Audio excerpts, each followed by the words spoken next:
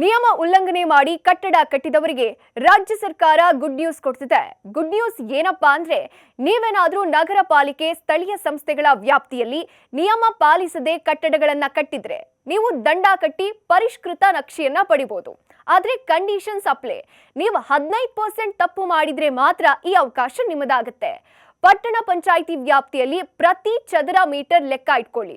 ವಸತಿ ಕೈಗಾರಿಕಾ ಕಟ್ಟಡಕ್ಕೆ 1000 ರೂಪಾಯಿ ದಂಡ ಇರುತ್ತೆ. ಇನ್ನು ವಾಣಿಜ್ಯ ಕಟ್ಟಡ ಇದ್ರೆ 1500 ರೂಪಾಯಿ. ಇನ್ನು ಪುರಸಭೆ ವ್ಯಾಪ್ತಿಯಲ್ಲಿ ಪ್ರತಿ ಚದರ ಮೀಟರ್ಗೆ ವಸತಿ ಕೈಗಾರಿಕಾ ಕಟ್ಟಡಕ್ಕೆ 1200 ರೂಪಾಯಿ ದಂಡ ಇದ್ರೆ ವಾಣಿಜ್ಯ ಕಟ್ಟಡಕ್ಕೆ 1800 ರೂಪಾಯಿ ಇದೆ.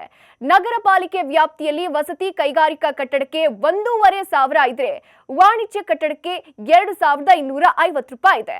ಇನ್ನು ಮಹಾನಗರ ಪಾಲಿಕೆ ವ್ಯಾಪ್ತಿಯ ವಸತಿ ಕೈಗಾರಿಕಾ ಕಟ್ಟಡಕ್ಕೆ 2000 ದಂಡ ಇದ್ದು, ಹಾಗೆ ವಾಣಿಜ್ಯ ಕಟ್ಟಡಕ್ಕೆ ಬರೋಬ್ಬರಿ 3000 ದಂಡ ಇದೆ.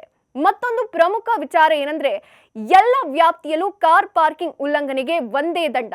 ಸುಮಾರು 5000 ದಂಡ ಕಟ್ಟಿ ಅಕ್ರಮ ಜಾಗವನ್ನ ಸಕ್ರಮ ಮಾಡಿಕೊಳ್ಳಬಹುದು.